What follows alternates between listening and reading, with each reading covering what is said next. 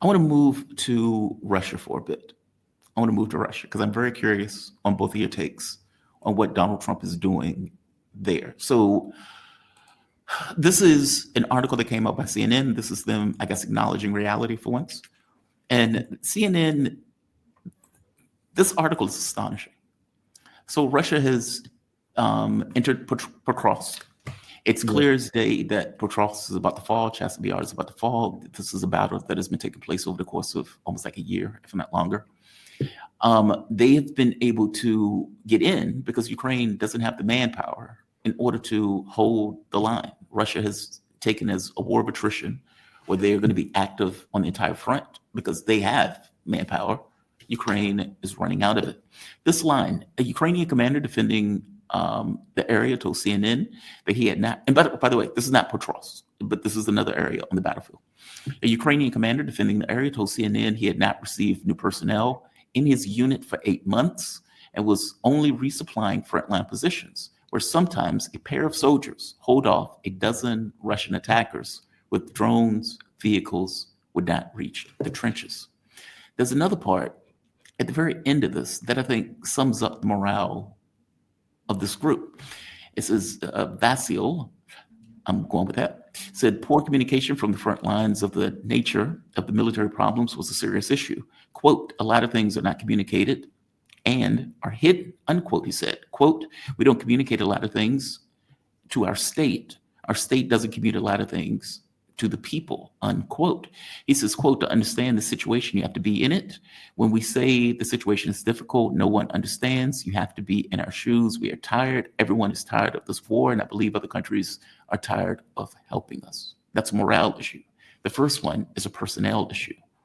I guess my question is, how do you fight a war when you have two people holding one spot? And either of you can answer that? I mean, that's an astonishing admission, because it goes into this idea of this, I think they described what the Russians were doing as lava flow. It's inexorable. Even if it was slow, it was continuous, ever present. And it didn't seem like it was stoppable. And now we're seeing the results of that attrition, where they are effectively losing so much manpower that they can't maintain the positions that they're supposed to be holding. Well, you put your finger on it. I don't know if you realized you did, but if you were looking at a map, you put your finger on the dilemma right now when you mentioned Pokrov. Because what's happening there right now is two encirclements by the Russians that they will complete and exploit while the ground is still hard. They have about 7 weeks to do that. Mid-September or so, maybe even earlier, the ground will get too muddy and too wet for any kind of encirclement than exploitation that's fast. When they do that, the remaining forces of Ukraine, which is the Russian objective, will be destroyed. There won't be anything left of consequence to fight the Russians with. The manpower problem at the center of that deficiency is critical, as you mentioned. So what's going to happen in the time between now and that eventuality, which is 99% assured, with the government, and most prominently with Volodymyr Zelensky? Is he going to run?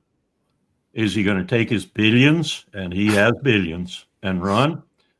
Is he going to be assassinated? That would be my prediction, having worked with Ukraine for several years in the Bush administration, the George W. Bush administration. That's what Ukrainians do. Or will he be simply replaced and disappear? And God knows what disappear would mean in that instance. I think it would mean he would probably be killed without any publicity about it. Yeah. But it's going to happen.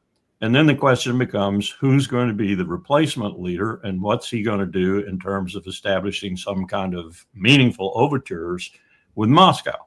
Because Moscow is going to be battlefield triumphant and is not going to back off any of its demands at all. And we're going to be sitting there holding our, private parts, if you will, trying to figure out what the hell to do about it. And we've got an idiot. We've got a circus clown who's going to be pondering that. That is a very disturbing situation. Yeah. Hey, Chief, what what I would add to that, Jamal, is that let me just mention this first of all. You go back and look at any interviews I've done. I've been on record for over a year and a half now saying this was going to be a war of attrition that Ukraine could not win. Right. When you talk about the morale and so forth of the personnel, this goes back months, maybe a year, when they, in fact, being pushed because they're fighting this proxy war on our behalf, being pushed by Lindsey Graham. At one time, their, I think their drafting age at the time, conscription was 25, and they had to lower that, and been pushed by Lindsey Graham to lower that to 18. Hey, you need more military people on the battlefield. We, United States, were pushing that. Go ahead, Lap. The top part is 59. Oh no, they've increased that, by the way. Just to point it out, right? Okay. Well, you just build my case of the personnel problem. Then you're exactly right. My goodness, yeah. And so Ukraine is in trouble. I've been on record saying there's no way that Ukraine can win this war. And the bottom line, what we must understand is that we pushed this war. Yes. Regardless of what we say about Zelensky and so forth, we pushed this war. Boris Johnson, going all the way back when he went over, on UK, but really on our behalf to say, hey, go ahead and fight this war, no peace deal and all that. And we're going to suffer the consequences, as Larry said, holding our balls, if you will, because, I mean, it's a disaster. Now, at the same time, Russia lost a lot of people as well, but attrition, you look at the size of their country, they were willing to make that sacrifice. Guess what? Literally for their security. NATO was marching on their door. The response, if Ukraine become a member of NATO and able to have nuclear weapons, you don't think that's a threat to Russia? They warned us that they were going to do this, which I didn't believe at the time. They were going to attack Ukraine, but they did. So we got to start taking people serious, like going back to Iran again. I guess Israel didn't think Iran would respond and retaliate. They did. We thought because we're so powerful, we could call Russia's bluff, and this so-called threat that Trump has out there now within the days. What are you going to do, Trump? Let's go back to you. We're going to do a nuclear war, Trump. And Jamal, what Hegseth is working on right now, I have to say that Hegseth is working on it, because otherwise, why are his generals doing what they're doing? Is expanding the war against Russia, because you had this airborne idiot, and I say airborne idiot because I know the airborne in the United States Army, and they have the brains of a pickle.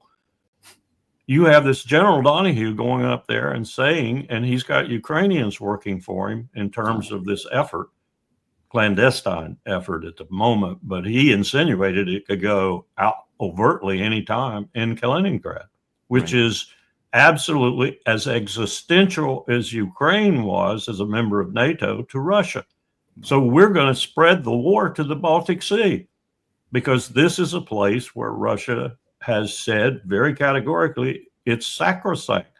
We have an agreement with Lithuania, rail and highway, so they can reach from Russia and Belarusia into Kaliningrad.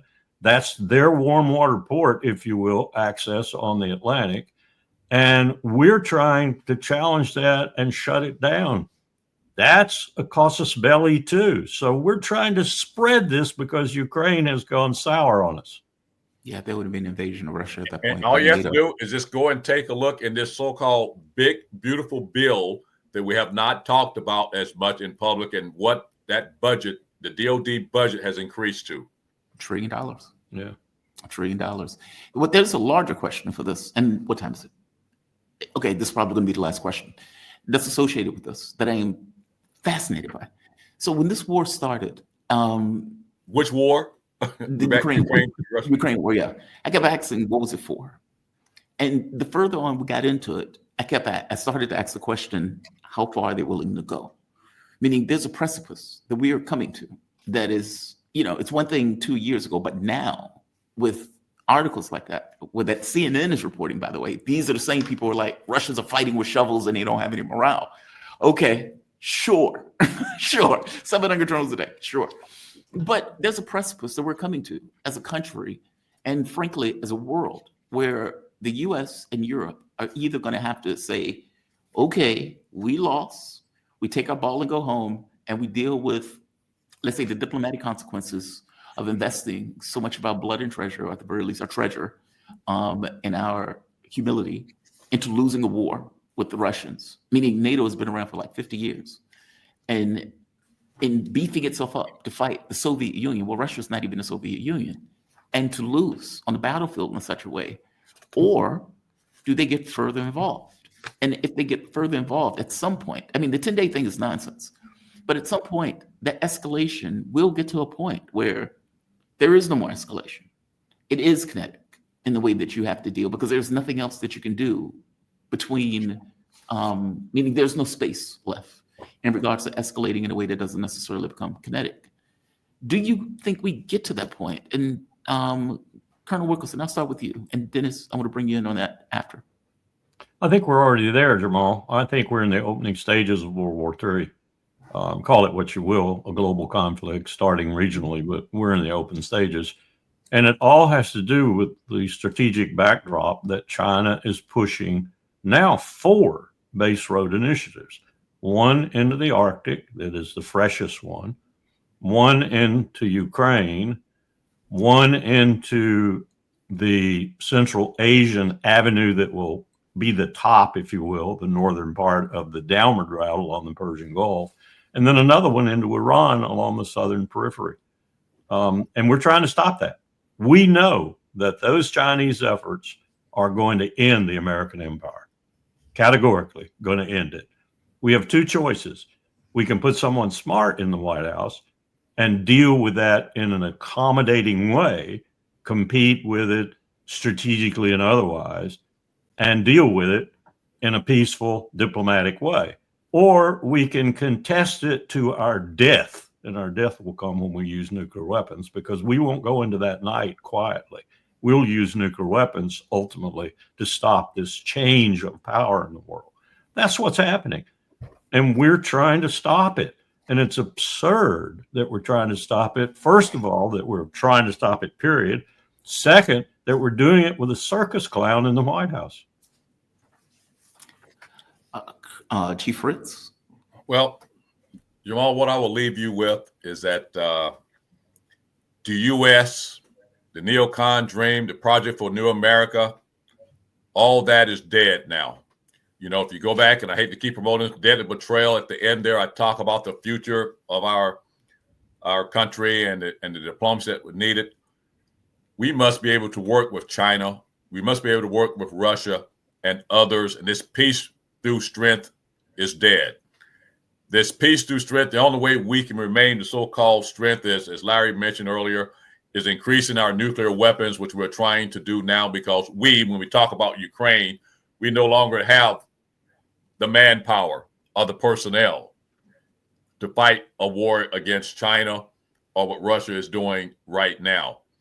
And so eventually we must come to the conclusion that as part of what our mission is at Eisenhower Media Network, in order for America to remain strong, it must have to be done through peace and diplomacy, or if not, we're going to find ourselves embarrassed as a so-called superpower, because we're dead in that philosophy.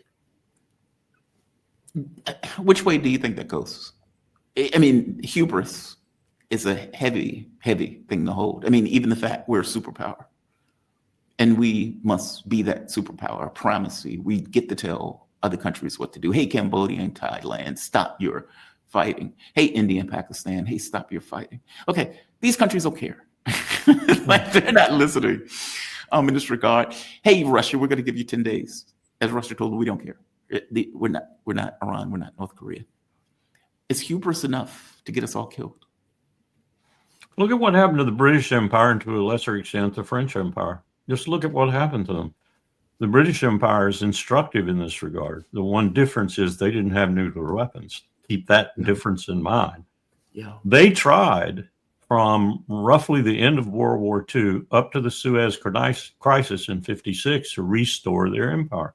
They utterly failed. They failed so badly that Churchill was run out of town on a rail, really. And the result was the leaders in Britain who had some brains essentially said, we'll remain the financial center of the West, or at least one of them, and we'll tie ourselves in a special relationship to the new empire, America. And that's what they did. And that's what they've been doing since 56. Well, we don't have anybody to tie ourselves to.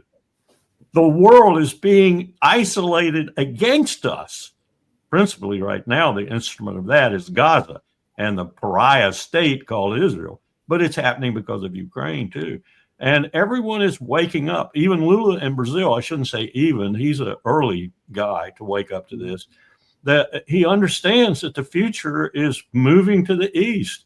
And he better make some accommodations with it. And he better break a lot of his accommodations he's made with El Coloso del Norte, the American empire. And he's doing that. And you're going to find more and more people doing that. The situation with us, though, is, as I said, we're not going to go quietly. There's no one for us to latch onto. There's no one to save us. We're going to use the only thing we have left that is of consequence, our nuclear stockpile, to arrest the deterioration of power, instead of electing somebody who has a brain and can work diplomacy and other instruments of national power, like our economics and trade and such, to accommodate this shift. Jamal, let me just leave you with this. We won't do it. Last word. Let me just leave you with this. You know, we think we're a superpower. We're the only ones. We're the only one that go around talking about, oh, we're the superpower. We're this, so this and that. Other countries allow us to say that, and as Trump will say, laughing at us because of the fact. I want you to think about this for a moment. In a conventional war, we can't defeat China. And as Larry alluded to earlier and said earlier, Russia now is battlefield ready. We can't. Who can we can't even right now, if we wanted to intervene and go into Iran, we can't put forces in Iran like we did in Iraq. It would be committing suicide. So we're only fooling ourselves when we continue to say, and as these other countries laugh at us, we're the only superpower. That is not true. We're the only ones that's running around saying that, and then maybe some other countries, you know, to make us feel good, let those Americans think they're really still the superpower. You know, we just have to come to reality right now. And the only thing that's going to save us, unfortunately, as Larry mentioned earlier, our only saving grace, unfortunately and sadly, we have the nuclear threat. God, you bring up one last question. Why can't we do that? Can't we do what? If we had the capability of putting, 100,000 troops, 200,000, whatever that number was in Iraq, why can't we do it now? First, we don't have the troops. We don't have the troops. We don't have the numbers. Where did they go? We don't. Well, a lot of them are getting out at the 2-year point because the FAT program and the intellectual program that the Army is running, for example. Wait, it's a FAT program? Oh, we have the Army has dropped its standards completely. So you can weigh 400 pounds and get in the Army, and they'll send you to their program to lose that weight. And if you're so stupid you can't even pass the ASVAB test, which is about a third of American 18 to 24-year-olds, they'll teach you the test and then give it to you again. That's how we're maintaining it. The Marines, Jamal, are the only service that, due to their mystique and history and other things that I know about them well, and small numbers. They're still meeting their quotas. But there aren't enough Marines to even take Chabahar Bandar Abbas, let alone the whole country of Iran, which is 6 times bigger than Iraq. And 90 million people. And they will come together. Let me just mention this. As part of, I hate to say it again, deadly betrayal, the reason Iran was last, because of the fact you can have, the people are going to turn against Saddam. They will come together, as we saw in the latest conflict between Iran, which they thought, we can make the country, turn against the Ayatollah. No, they came together, and they will come together, and they have, I think, 90 million people. Yeah.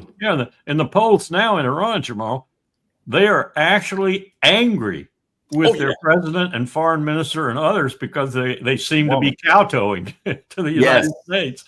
Yes.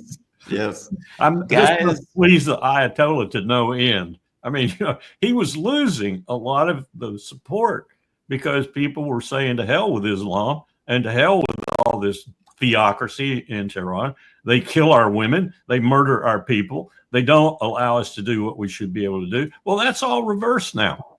It's all reversed, as history shows it will. When another country threatens and bombs you, the people come together.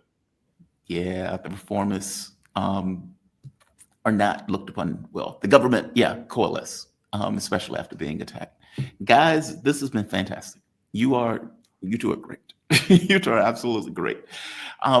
Let's just to give the bio. Dennis Fritz. He is retired Commander Chief Master Sergeant of the United States Air Force, currently or former director of the Eisenhower Media Network, with mission to promote peace and diplomacy all over the world. While on active duty, he served as the principal senior advisor, 4-star commander of Pacific Air Forces and Air Force Space Command. He also held the additional duty of senior enlisted advisor to the commander of North American Aerospace Defense Command, NORAD. He's the author of Deadly Betrayal, The Truth About Why the United States Invaded Iraq. Definitely check that book out. Sarah Bills recommended it big time. She was happy as a lark to see him on the show. We also have Colonel Lawrence Wilkerson. He was formerly the Distinguished Visiting Professor for Government and Public Policy at the College of William & Mary in Williamsburg, Virginia. He also taught 6 years at the University Honors Program at George Washington University in Washington, D.C. He is also probably best known as retired United States Army Colonel and former Chief of Staff for United States Secretary of State Colin Powell. You guys have a fantastic rest of your day. Thank you for this. I really appreciate it. Thank you, Jerome. Bye-bye. All right. A great